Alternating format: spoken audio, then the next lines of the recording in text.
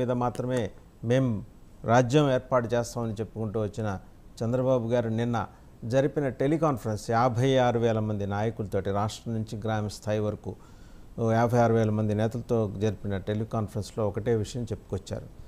ఇది 175 స్థానాల్లో కనీసం మనం 160 స్థానాలు గెలిచి తీరాలి. ఇది మనందరం కలిసి పోటీ చేస్తున్నది. టీడీపీ, జనసేన, బీజేపీ కలిసి పోటీ చేస్తున్నది. ఉమ్మడి అభ్యర్థులు. సో ఏ ఒక్క పార్టీ అభ్యర్థులు కాదు అనే సంకేతాన్ని ఒకవైపు ఆయన ఇచ్చారు, రెండో వైపు పవన్ కళ్యాణ్ కూడా ఇచ్చారు. సో ఒక్క మాట మాత్రం ఏంటంటే నిన్న కొంచెం క్రిస్టల్ క్లియర్గా చంద్రబాబు గారు చెప్పుకొచ్చారు. జగన్మోహన్ రెడ్డిని ఓడించడానికి కాదు, రాష్ట్రాన్ని గెలిపించడానికి. విధ్వంస పాలనలో రాష్ట్రం 20 ఏళ్ళు వెనక్కిపోయింది. సరే, దీంతోపాటు వైసీపీ నేతల్లో విభేదాలు ఎలా రోడ్డుకెక్కాయి, డైరెక్ట్గా మంత్రుల్ని, ప్రభుత్వ సలహాదారుని ఇరికించే ప్రయత్నం ఎలా జరుగుతోంది అనేది దాని మీద కూడా డిబేట్ చేయడానికి మనతో పార్టిసిపేట్ చేస్తున్నారు. ఈ డిబేట్లో ఉప్పలపాటి శ్రీనివాస్ చౌదరి గారు, టీడీపీ అధికార ప్రతినిధి, అలాగే మెరుపుల మహేష్, జనసేన అధికార ప్రతినిధి, ఇంకా జ్వాలాపురం శ్రీకాంత్ గారు, రాష్ట్ర ప్రభుత్వ సలహాదారు, దేవాదాయ శాఖ. అందరికీ నమస్కారం అండి. అలాగే మరి కాసేపట్లో మరో గెస్ట్ కూడా జాయిన్ అవుతారు. సో ముందుగా శ్రీనివాస్ చౌదరి గారు నమస్కారం. నమస్తే వాస్తవన్ గారు. శ్రీనివాస్ చౌదరి గారు మంచి మాట మాట్లాడారు. మీ నాయకుడు ఇన్నాళ్ళు ఏంటంటే మా ఉమ్మడి లక్ష్యం జగన్మోహన్ రెడ్డిని ఓడించడం అని. ఇప్పుడు అది కాదు, రాష్ట్రాన్ని ముందుకు తీసుకెళ్ళడం కోసం, రాష్ట్రం పునర్నిర్మాణం కోసం అనే ఒక పాజిటివ్ మాట.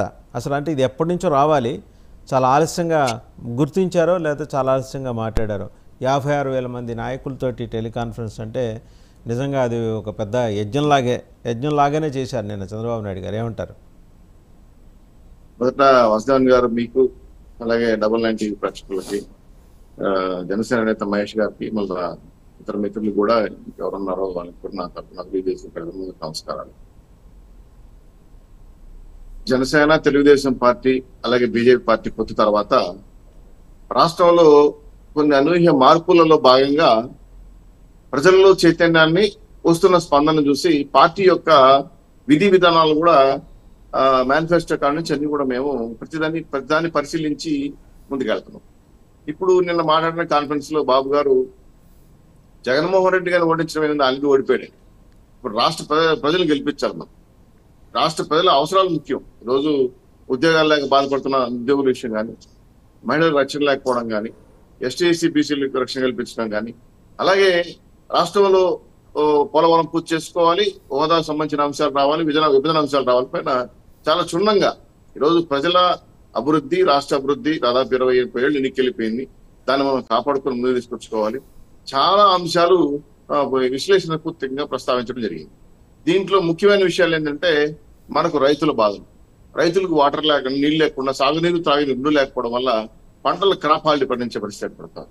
దీని మీద పెద్ద ఎత్తున రాష్ట్రం నష్టపోతా ఉంది. ప్లస్ వీళ్ళు పెట్టిన ఆర్బీకే సెంటర్లు కావచ్చు, సచివాలయాలు కావచ్చు, కొనిన ధాన్యాన్ని కూడా డబ్బులు ఇవ్వటం లేదు. సరే, అది డేట్గా ఇస్తారా, ముందు ఇస్తారా తర్వాత విషయం. ఇప్పుడు లేటెస్ట్ గా ఏంటంటే రాష్ట్రంలో యువకులు పెద్ద ఎత్తున పక్క రాష్ట్రాలకు వెళ్లి జీవించే పరిస్థితి ఏర్పడతాం. వీళ్ళకి ఉద్యోగ అవకాశాలు కల్పించాలి. ఇవన్నిటికి కూడా కారణాలు ఏంటంటే అప్పు చేసి రాష్ట్ర వ్యాప్తంగా పరిపాలన చేసిన జగన్మోహన్ రెడ్డి గారు సంపద సృష్టించలేక, ఇండస్ట్రీలు రాలేక, ప్రస్తుత పరిస్థితుల్లో మహిళలకు రక్షణ లేకుండా అనేక అంశాలపైన బాధ కలిగించేది కాకుండా రాష్ట్ర ఆస్తులు తనఖా పెట్టడం ప్రధాన అంశమైంది. ఇది ప్రభుత్వ ఆస్తులు, ప్రజల ఆస్తులు. సో ఇప్పుడు ఇంకేం మిగులు ఉన్నాయి వాళ్ళకి? ఇంక మేము మా ఆస్తులు, మా ఇల్లు తప్ప. కాబట్టి పూర్తి స్థాయిలో రాష్ట్ర ఆర్థిక వ్యవస్థని అస్తవ్యస్తంగా మార్చేసి, ఖజానా పూర్తిగా డొల్ల చేసేసి, ఉన్న ఉద్యోగస్తులకు జీతాలు ఇవ్వలేకుండా, కొత్త ఉద్యోగాలు ఇవ్వకుండా, పూర్తి స్థాయిలో ఉద్యోగస్తులు నిర్వహించుకున్న లీవ్ డబ్బులు కావచ్చు, అదేవిధంగా జీపీఎస్ డబ్బులు కావచ్చు, మెడికల్ డబ్బులు కావచ్చు, వాటిని దాదాపు 32,000 కోట్ల రూపాయల వాళ్ళకి బకాయిపడి వాడేసుకున్నారు. ఇది కాకుండా అప్పులు, తనఖాలు చూసి ఒక రకంగా చెప్పాలంటే ప్రజలు ఈ భారాన్ని మోయడం అంటే సామాన్యమైన విషయం కాదు. ఇవన్నీ కూడా రేపు కట్టాల్సింది ప్రజలే. వీటికి సంబంధించిన ఆస్తులకు సంబంధించిన పనులు కానీ, తిరిగి అప్పులు చెల్లించాల్సింది ప్రజలే. జగన్మోహన్ రెడ్డి గారు అప్పులు చేసి మన ఎత్తున పెట్టేశారే కానీ రేపు భరించాల్సింది బాధలు కార్యక్రమం చేసుకోవాల్సింది మేమే. కాబట్టి ఇప్పుడున్న పరిస్థితుల్లో జగన్మోహన్ రెడ్డి గారు పాలనా అనర్హులు. ఆయన ప్రజలు నిర్ణయించుకున్నారు. ఆయన ఓడిపోవడానికి సిద్ధమైన నిర్ణయించుకున్నారు. ప్రజలు కూడా యుద్ధం ప్రకటించుకున్నారు. అయితే రాష్ట్ర పరిస్థితుల దృష్ట్యా Janasena, Telugu Desam party, BJP party పొత్తు పెట్టుకొని భవిష్యత్ కార్యాచరణ ప్రణాళిక ముందు పెట్టుకోవాలి. ఇది కాకుండా ప్రతి సీటు మాకు గెలవడం ముఖ్యం. ఇప్పుడు విభజనలో భాగంగా రాష్ట్రం దెబ్బతిని పక్కన పెడితే ఇప్పుడు పంచుకున్న సీట్లు బీజేపీ కానీ, జనసేన కానీ, తెలుగుదేశం పార్టీ ప్రతి సీట్లో కూడా ఎక్కడా కూడా ఏ చిన్న అవకాశాన్ని కూడా గెలుపు అవకాశాలు వదులుకోకూడదని, అలాగే ప్రతి కార్యకర్త ముఖ్యమని, ప్రతి ఎన్నికల బూత్ స్థాయిలో ఓటర్లని ట్రాన్స్ఫర్ చేయటం, BJP, Janasena, Telugu Desam party vote transfer విషయం పైన కీలక పాత్ర వహించాల్సి ఉంది.